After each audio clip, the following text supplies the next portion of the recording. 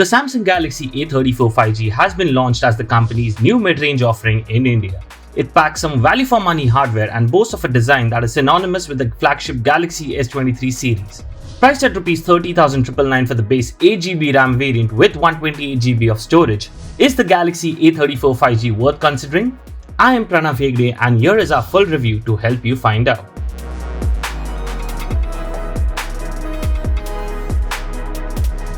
The Samsung Galaxy A34 5G comes in multiple color options. We have the awesome lime color, which has shades of green and yellow with a frosted finish on the back. The bright color helps hide fingerprints and smudges. Both the rear panel and the frame are made of plastic, which helps keep the weight at 199 grams. While the rear panel is flat, the curved edges of the frame offer a good in-hand feel. The Galaxy A34 5G is perhaps the most affordable smartphone in the company's current lineup with an official IP67 rating. This means that it should survive when submerged under 1 meter of water for about 30 minutes, which gives some assurance if you were to say use the phone outdoors on a rainy day. The rear panel's array of 3 circular cutouts for the camera setup makes the Galaxy A34 5G look like the flagship Galaxy S23 5G. However, the water drop notch at the top of the display does give the phone a dated look. The screen is flat and has fairly narrow bezels around it. What makes up for the notch is the bright 6.6-inch Full HD Plus AMOLED display, which offers vivid colors. The viewing angles are quite good and I did not experience any issues while consuming content outdoors. Unfortunately, there is no HDR10 Plus certification. The Galaxy A34 5G's display also offers a 120Hz refresh rate. There is no smart switch option and you can either set the refresh rate at 60Hz or 120Hz all the time. There is also an in-display fingerprint scanner which is fairly quick at authentication.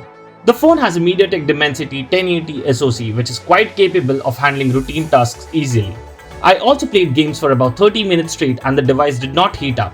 Call of Duty Mobile ran quite well at max frame rate and with low graphics quality. There were times when I noticed frame drops at hot drop spots, so it's not the best for heavy gaming but does not choke when playing less intensive games. For instance, Asphalt 9 Legends did not show any signs of lag or stutter. The Galaxy A34 5G packs a 5000 mAh battery and supports 25W fast charging. You do not get a charger in the box though. The phone offers quite good battery life. In our HD video battery loop test, the Galaxy A34 lasted for 20 hours and 2 minutes, which is quite impressive. In terms of software, Samsung Galaxy A34 5G boasts One UI 5.1, which is based on Android 13. One UI 5.1 offers support for Android's Material You design, which can match the system icon and UI colors to that of the wallpaper. It also gives users the option to adjust the font size and style. During the review, there were times I noticed some stutter while switching between apps. Apps load quickly and RAM management was also quite good.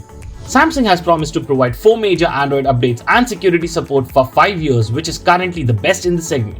The Samsung Galaxy A34 5G comes pre-installed with a bunch of Samsung's native apps and Amazon. Glance comes pre-installed by default on the phone. However, this ad-heavy lock screen can be disabled too if needed. Lastly, the cameras. The Galaxy A34 5G features a triple camera setup with a 48-megapixel primary camera that supports optical image stabilization.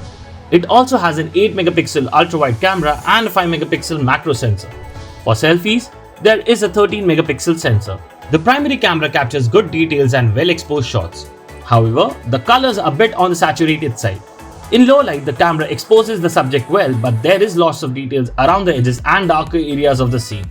The main camera's portrait mode also offers a creamy background blur with good subject segmentation in most cases.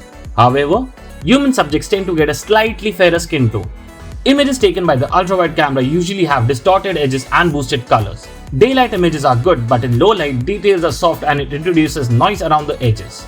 The macro camera is quite good, but you need to get a hang of the focusing distance, not to mention have very steady hands. The selfie camera is not as consistent as the rear camera. At times, it got the skin tone right, but on occasions, photos had muted colors. Dynamic range performance is quite good though. In portrait mode, the front camera also blurs out the background quite accurately. The Samsung Galaxy A34 5G supports up to 4K 30fps video recording, but its super steady mode only works at 1080p 30fps. The front camera can shoot at 1080p or 4K 30fps. Video footage from both the front and rear main camera produce good details and dynamic range. The Samsung Galaxy A34 5G is like any other classic Samsung mid-range phone. Not very heavy on specifications but offers a good experience overall. It even mimics its flagship cousin, the Galaxy S23, in terms of design. The phone also gets an IP67 rating, which is a rarity in sub-Rs 30,000 smartphones. It has a good display and performance unit that are capable enough to get most tasks done. Battery life is quite impressive. The Galaxy A34 also manages decent camera performance. If you are a gamer, the Poco F5 could possibly be a better choice around this price thanks to the more powerful SoC. There's also the slightly old but still relevant Nothing Phone 1, which offers quite a unique design, reliable performance and clean software.